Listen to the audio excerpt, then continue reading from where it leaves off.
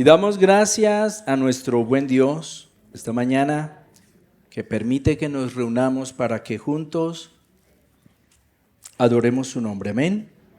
Sean todos muy bienvenidos en esta mañana y creo o personalmente he disfrutado de un tiempo donde me he sumergido en esas aguas que el Señor nos brinda. Amén.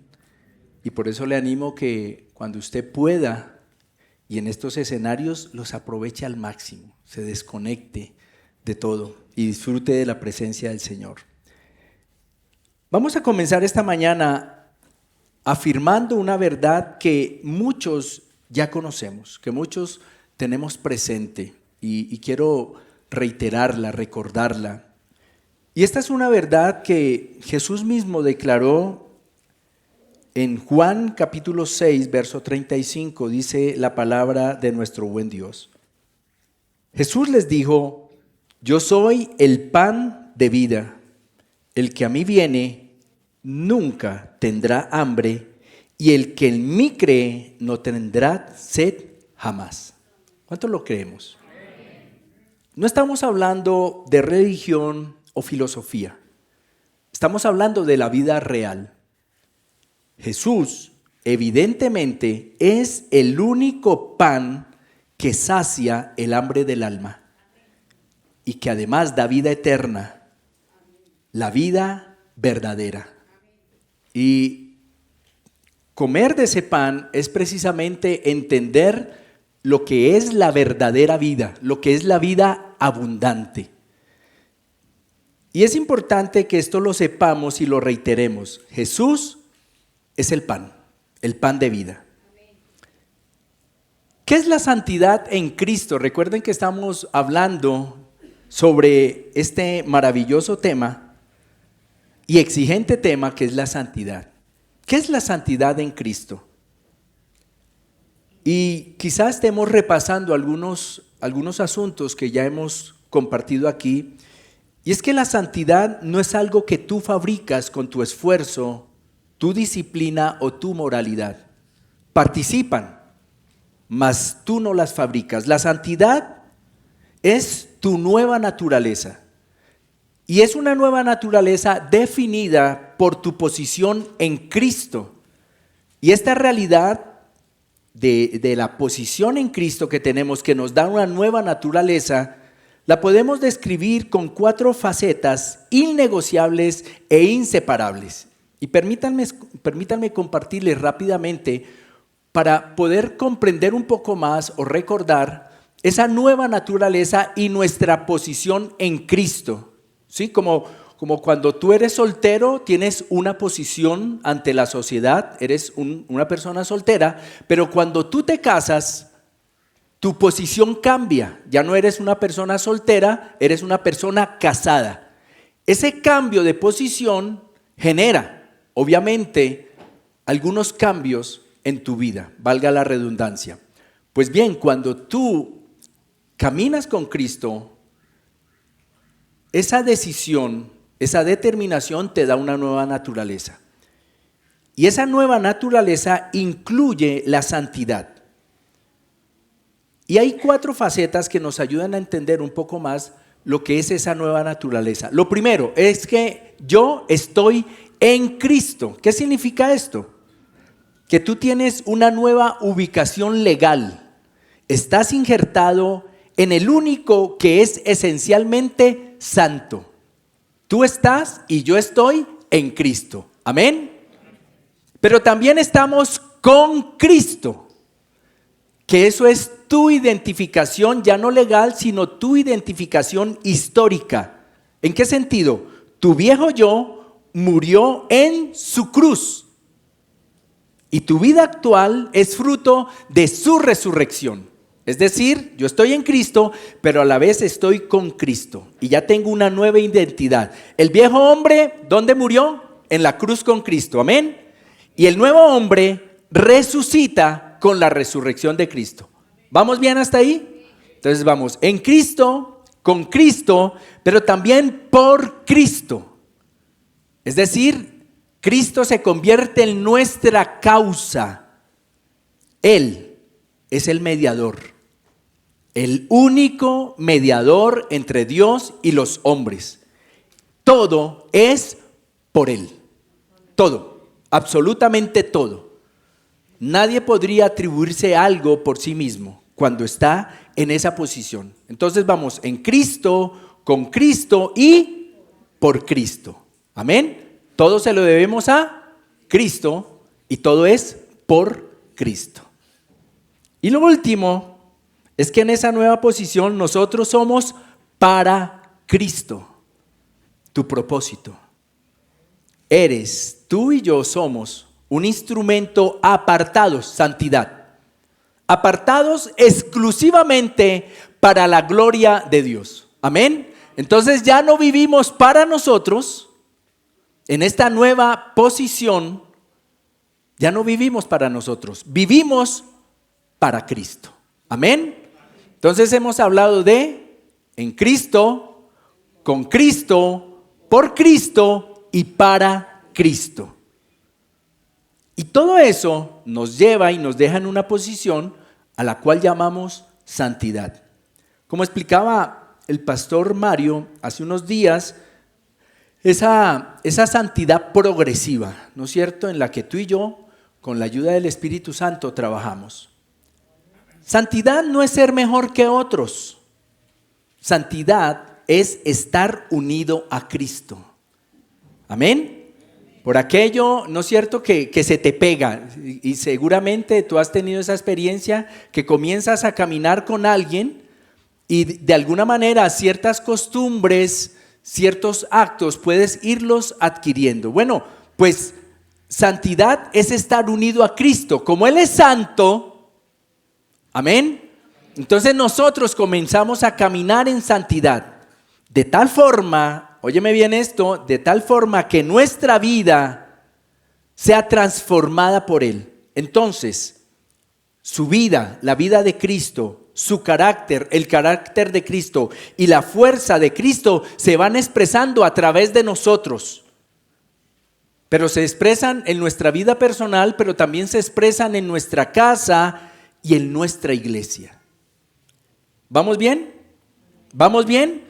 Y eso es estar unido a Cristo, de tal forma que su vida, Cristo fue, mientras estuvo aquí en la tierra, ¿ustedes creen que fue justo?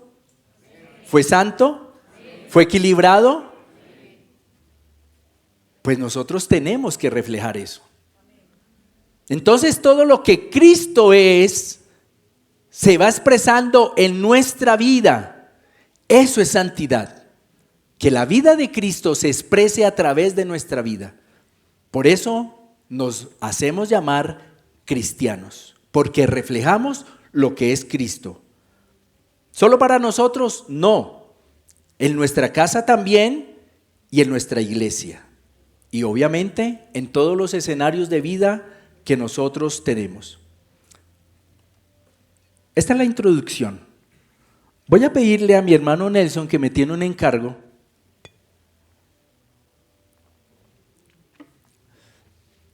Espero que todavía quede algo. Ah, bueno, sí.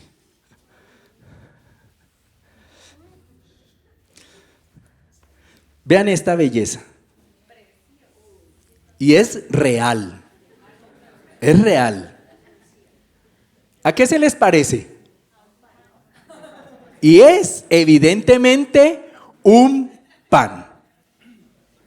¿A cuántos no les gusta el pan? Que dicen no me gusta. A la hermana Lisette, sáquenla. No, mentiras. ¿A cuántos no le...? Ahora, una cosa es que usted diga yo no como pan. Sí, por razones de salud generalmente. Sí, aunque este pan sí se puede comer. ¿No es cierto, hermana Daniela? Ya les contaré por qué. Ahora, vuelvo y pregunto, ¿a cuántos no les gusta el pan? Lo cual me obliga a preguntar, ¿a cuántos les gusta el pan?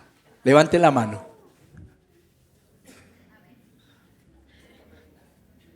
Ahora, ya comienzan a compartir, ¿cuál le gusta? ¿No? Rollo, coco, ¿no es cierto? ¿Cuáles otros hay?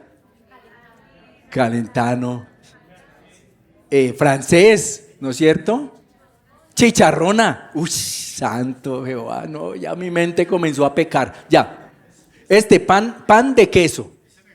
¿Ese le gusta, pastor? Gloria a Dios. Pero creo, hasta donde tengo entendido, el pastor no debe comer pan, según informes. Ahora, quiero que por un momento imagines ya, por favor, tranquilos. Imagina un solo grano de trigo,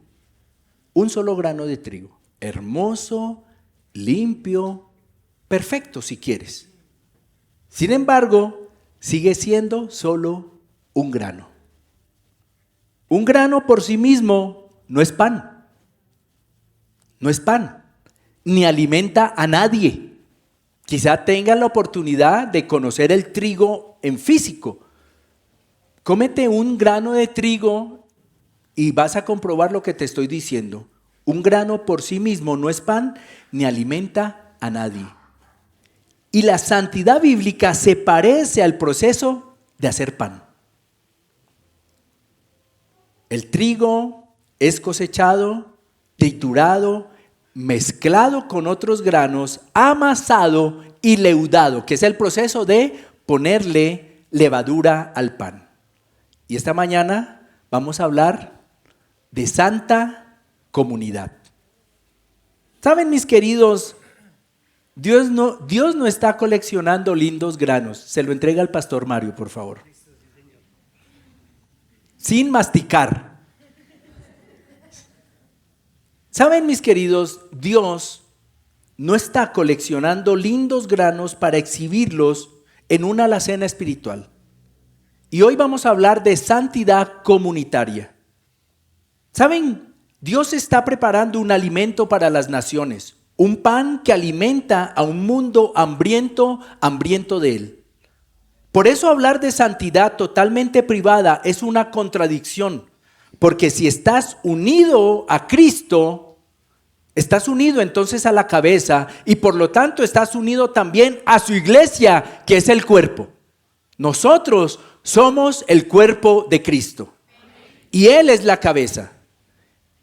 Y si tú has creído en Cristo y estás unido a Él, entonces estás unido al cuerpo, es decir, la iglesia. Y por eso reitero, hablar de santidad totalmente privada es una contradicción. De pronto existen los llaneros solitarios, pero los santos solitarios no existen. La santidad bíblica contiene esa poderosa dimensión comunitaria. Y permítanme, por favor, ampliar estas afirmaciones. Porque lo primero que sucede es que nosotros somos cosechados. La palabra de Dios en 1 Corintios, capítulo 10, verso 17, dice lo siguiente. Permítanme leerles. Dice el Señor, en su palabra hay un solo pan, del cual, ¿quiénes participan? ¿Quiénes participan? Todos participamos. Por eso, aunque somos muchos, ¿no es cierto? Conformamos, ¿cuántos cuerpos? ¿Cuántos cuerpos? Ahora permítanme leerles en otra versión que hallé también muy nutridora. Dice ese mismo verso, en esta versión dice, por muchos que seamos, todos comemos del mismo pan. Ahora, si ese pan que ahorita trajo Nelson lo compartiéramos entre todos, ¿todos alcanzaríamos a comer? Depende de quien lo agarre primero. Eso se lo aseguro. Sería muy difícil. Pero miren, por muchos que seamos, todos comemos del mismo pan, es decir, Cristo, indicando que formamos parte de un solo cuerpo. De lo primero que quiero hablar es que nosotros somos cosechados para tener una identidad colectiva. Y Pablo nos enseña que nuestra unidad no es algo que inventamos con organización, estrategias o emociones. Es algo de lo que participamos. Es decir, la unidad ya está. Tú no vienes a generar unidad, no, ella ya está, la unidad ya está porque la unidad la estableció Cristo. ¿Y qué hacemos nosotros? Participamos de esa unidad. Somos un solo pan porque todos comemos del mismo pan, eso es Cristo. Tu santidad, mi querido y querida, no es un logro personal. Es participación en la santidad de Jesús compartida con tus hermanos. Es decir, la santidad de Jesús no es para que tú la vivas de manera personal, sino para vivirla de manera comunitaria, para ser compartida. Eso destruye el individualismo espiritual. Un grano de trigo tiene que ser molido para ser parte del pan. Y la santidad comienza cuando tú mueres a tu ego y a tu yo independiente. El camino de la santidad comunitaria es cuando tú aceptas esta realidad y entonces mueres a ti, a tu ego, a algo que alimenta el mundo de manera constante, el egoísmo y la autosuficiencia, y a esa independencia de Dios y de otros. Es un absurdo decir que yo amo a Cristo, pero rechazo la iglesia. Si participas de Cristo, bíblicamente ya eres parte de la iglesia que hoy vamos a llamar la masa. Es absurdo. Y es una de las grandes tragedias que nos dejó la pandemia. Muchas personas diciendo, yo amo a Cristo, pero no me interesa para nada la iglesia. Ese es uno de los golazos de Satanás en los últimos tiempos. La santidad se vive en el nosotros. Dios te hizo para que seas un ingrediente esencial en su pueblo. Y cuando tú lees el relato bíblico de principio a fin, vas a ver a un Dios siempre interesado y ocupado en construir un pueblo. Siempre, siempre. Dios es un Dios de comunidad y Él siempre quiso y quiere para sí un pueblo. Y por eso la santidad se vive en el nosotros. Cuando tú entiendes esto, entonces tú te conviertes en un ingrediente esencial de su pueblo. Ahora, una cosa es estar juntos en el tazón de amasado y otra muy distinta es estar realmente integrados. Porque tú puedes tirar todos los ingredientes para hacer pan al tazón, pero ellos necesitan ser integrados. ¿Y para qué se hace esto? Para que el pan tenga la firmeza adecuada.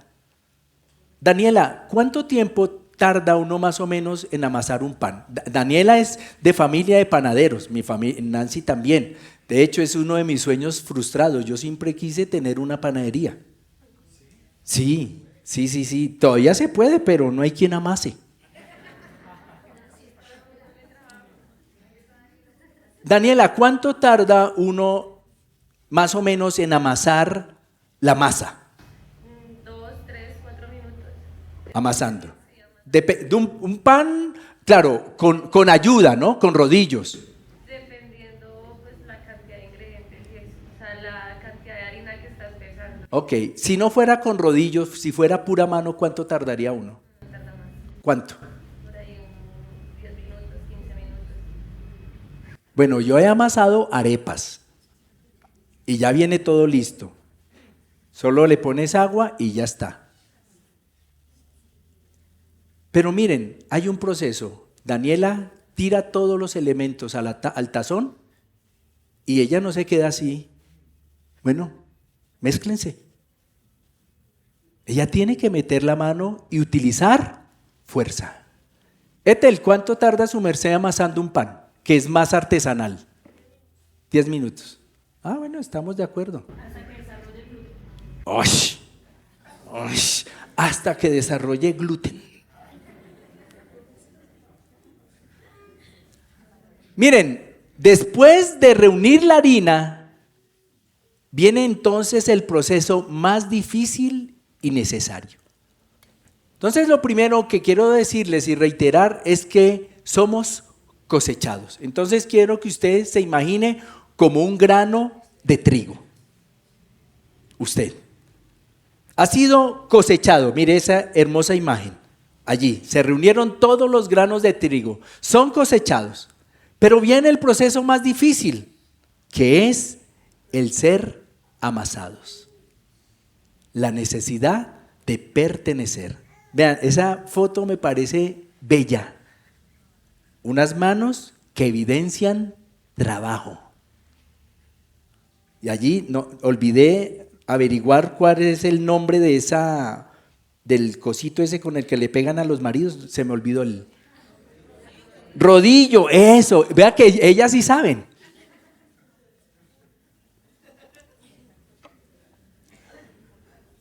Entonces lo primero es que somos cosechados. Vean lo que dice Hebreos capítulo 10, verso 24 y 25. Por favor, leamos juntos. Tengámonos en cuenta, una vez más porque me parece que no estamos entendiendo el texto.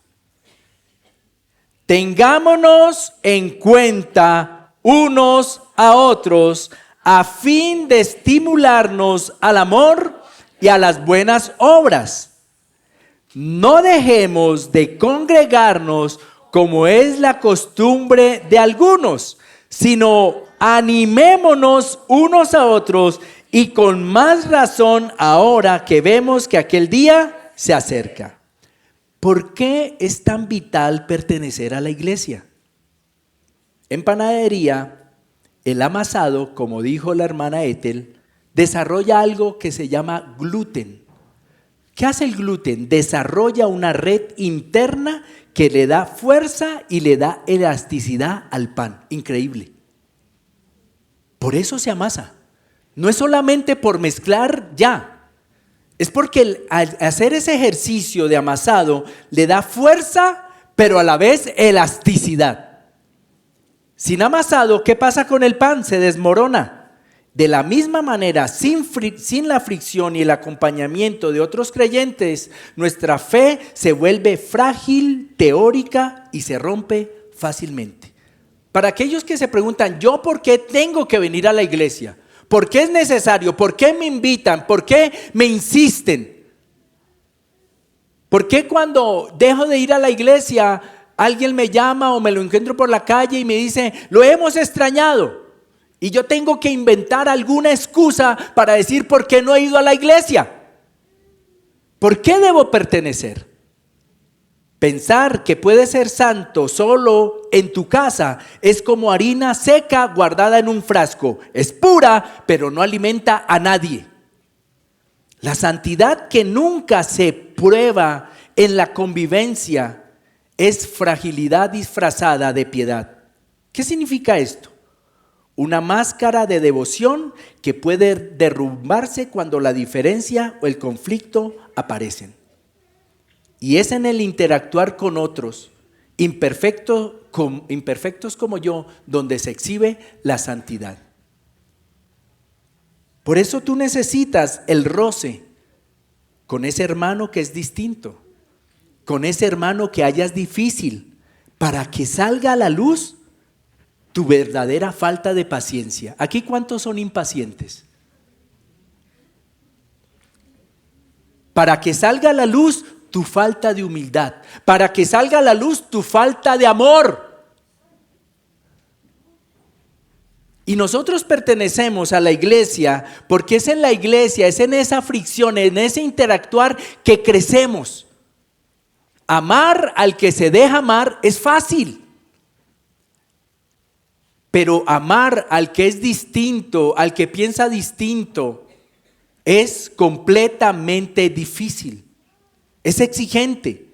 Y el texto que leímos dice, primero, tengámonos en cuenta para estimularnos. Tengámonos en cuenta, contiene la idea de quitarse la máscara y permitir que el otro me vea como soy. como soy.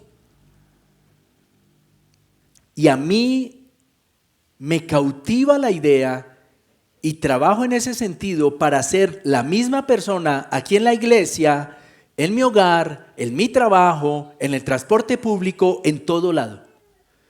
Y ese tengámonos en cuenta es una invitación a quitarnos las máscaras y permitir que otros me vean como soy y yo verlo como Él es. Y es aquí donde nosotros tenemos esa oportunidad. Y por eso, iglesia, va más allá de reunirnos cada domingo. Por eso nosotros tenemos grupos de conexión.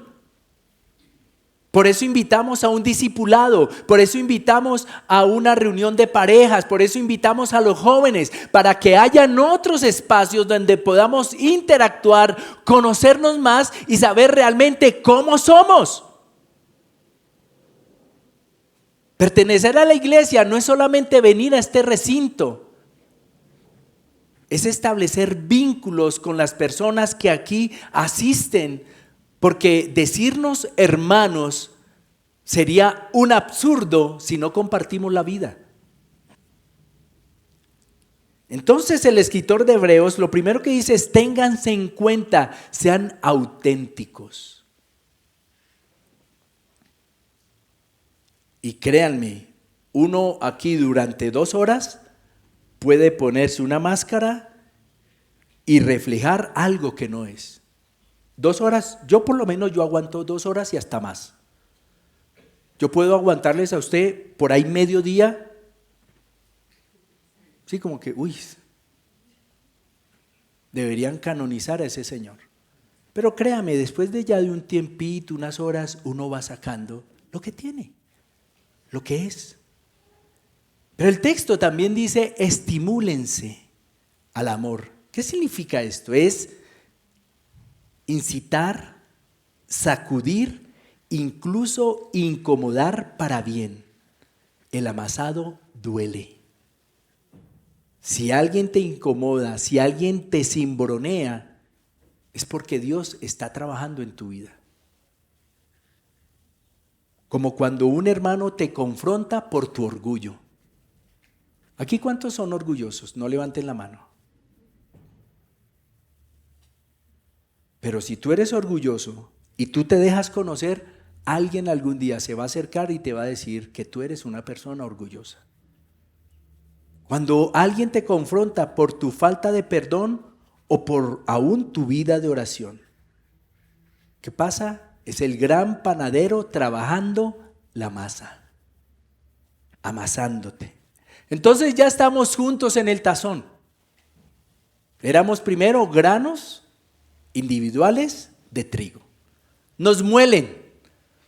Después de molernos, nos meten en un tazón, agregan otras cosas como las circunstancias de la vida y comienzan a amasarnos. Y aquí es donde nos convertimos en ingredientes y hemos dejado de ser asistentes. La iglesia a nivel mundial está llena de asistentes. Personas que, como dice el apelativo, asisten. Y el que solo asiste rebota en la superficie. Y, no quisiera decir esto, pero tengo que decirlo. El que asiste es el que cuando termina el culto se va corriendo. Yo lo hago adrede, debo reconocerlo. Cuando alguien va bien lejos, yo los dejo ir bien lejos.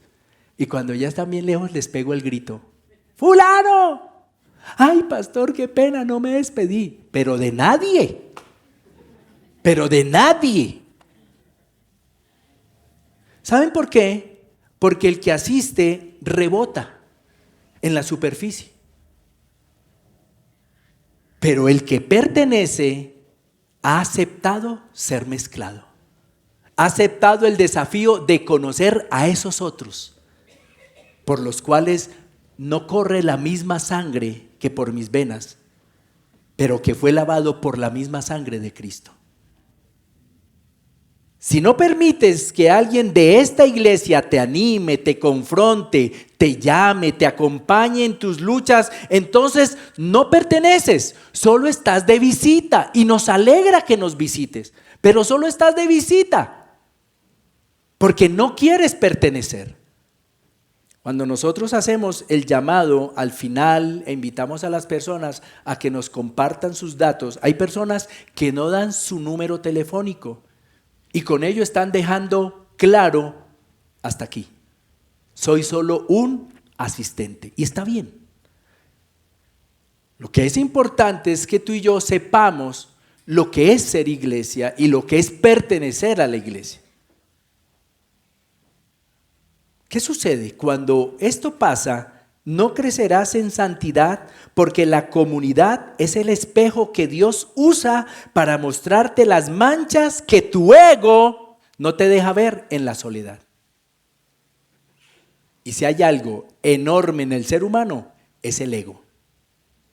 Y es en la comunidad de fe donde Dios puede usar a otro para mostrarme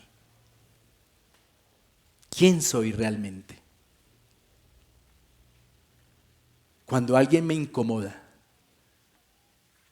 Y en estos días si alguien me decía, no, pastor, es que por ahí me dijeron cosas negativas de usted, no sé qué, y de la iglesia, que unos hermanos que dan testimonio malo.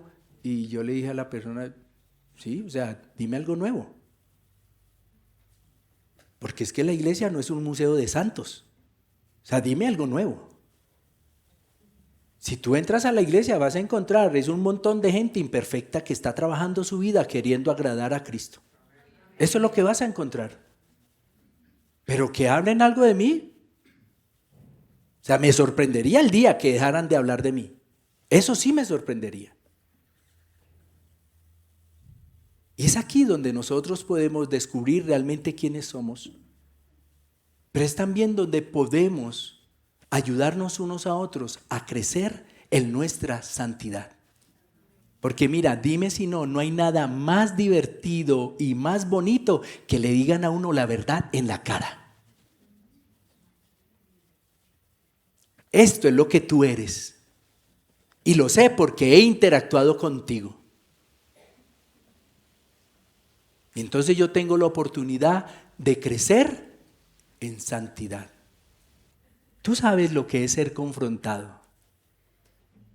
Para que crezcas, para que madures, para que camines en santidad. Y cuando tú perteneces a la iglesia, tú estás aceptando eso. Que otras personas te ayuden en ese proceso. Ser amasado. Que lo hallo como lo más exigente, como lo más complejo. Claro, pero no puede faltar la levadura, que es la responsabilidad y el contagio. Y dice la palabra en 1 Corintios capítulo 5, versos 6 y 7, no está bien que ustedes se jacten, ¿no saben que un poco de levadura hace fermentar toda la masa? Límpiense de la vieja levadura para que sean una nueva masa sin levadura, como en realidad lo son. Nuestra Pascua, que es Cristo, ya ha sido sacrificada por nosotros. Y miren esa imagen. Esa imagen muestra una masa que está siendo transformada por la levadura. Si somos un solo pan, escúchame esto, si somos un solo pan, ¿estamos de acuerdo con eso? ¿Estamos de acuerdo con eso? Lo que tú haces en lo oculto afecta el sabor de toda la comunidad. Un poco de levadura leuda toda la masa. Y el que es panadero lo sabe. Que basta un poquito de levadura y es algo increíble. Como un virus.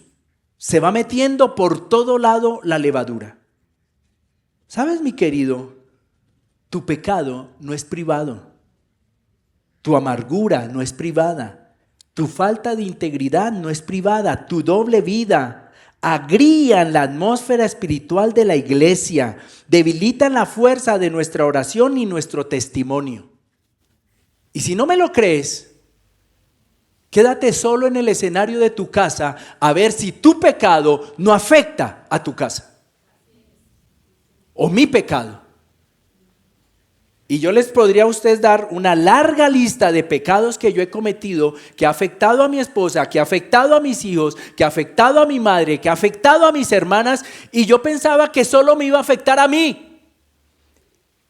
Y no sé si a ustedes les ha pasado, pero a veces una pequeña mentira afecta a mucha gente.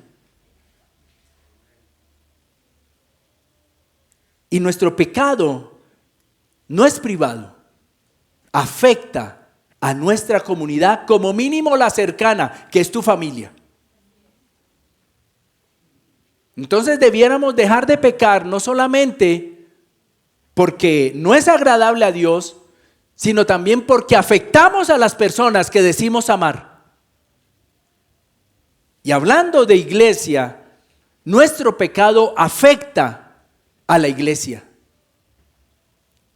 La buena noticia es que hay una levadura buena, la levadura de la gracia, que es tu integridad en lo secreto, tu honestidad en los negocios, tu pureza en el ciberespacio, tu decisión de perdonar cuando nadie te ve, el renunciar a algo tan terrible que es la murmuración.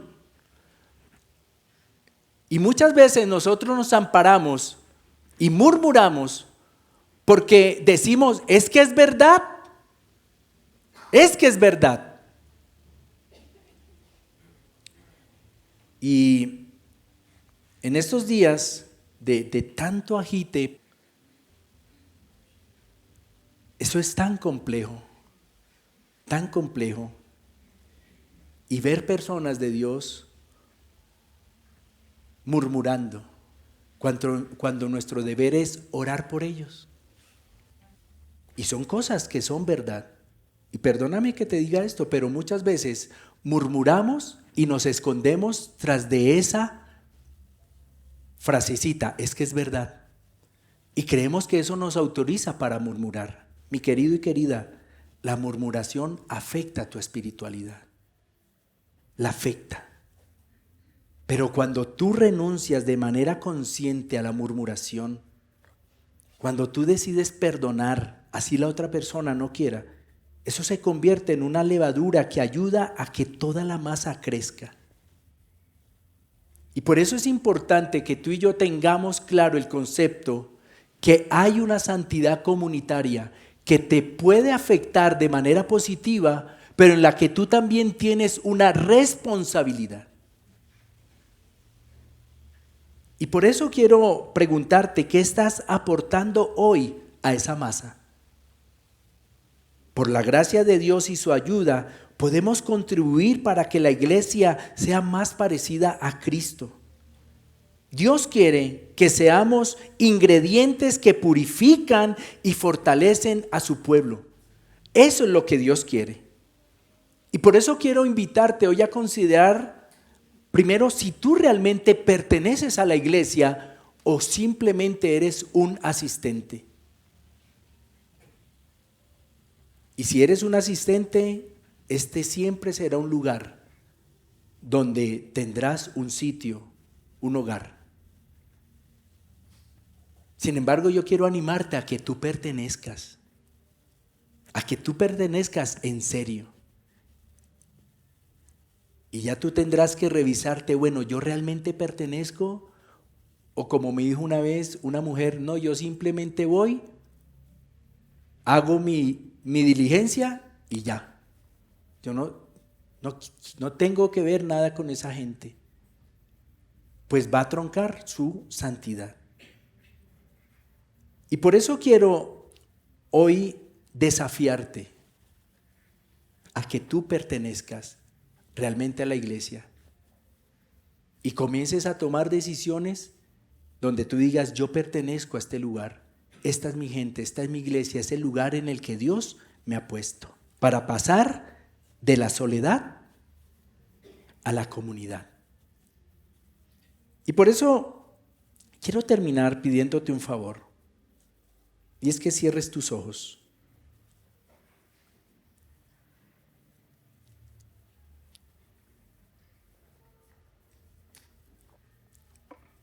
Cierra tus ojos y quiero que imagines que pasas frente a una panadería al amanecer. Cierra tus ojos y seguramente todos hemos tenido esa experiencia.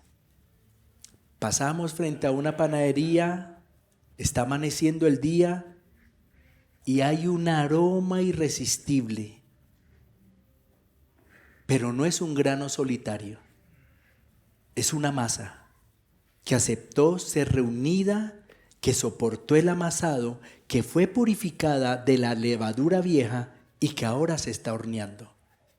Es olor a pan fresco. Sientes como tus pupilas se dilatan buscando de dónde viene ese olor. Sientes como la boca se te hace agua porque es olor a pan fresco. ¿Quién se resiste a ese olor?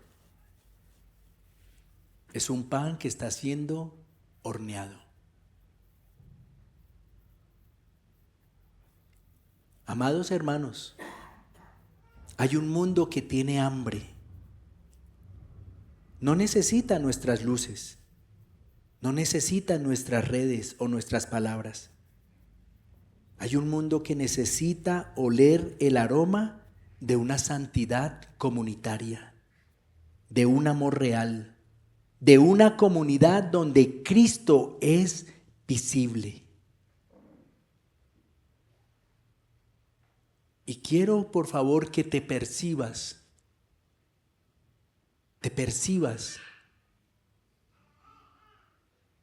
como ese pan en una santidad comunitaria. Cuando nos dejamos amasar, cuando nos amamos y nos confrontamos con gracia, cuando nos alejamos del pecado y abrazamos el perdón, entonces la gente no solo oye de Jesús, sino que prueba realmente el pan y sabe que Dios es real, que Dios transforma vidas, transforma familias, transforma comunidades enteras. Y por eso, mis queridos, el desafío pertenece. Deja que Dios trabaje tu vida. Hoy es un buen día para renunciar a tu ego. Hoy es un buen día para que mires la viga en tu ojo y permitas que Dios la limpie. Hoy es un buen día para decir: yo quiero hacer parte realmente de esta iglesia. Yo quiero reflejar a Cristo en comunidad.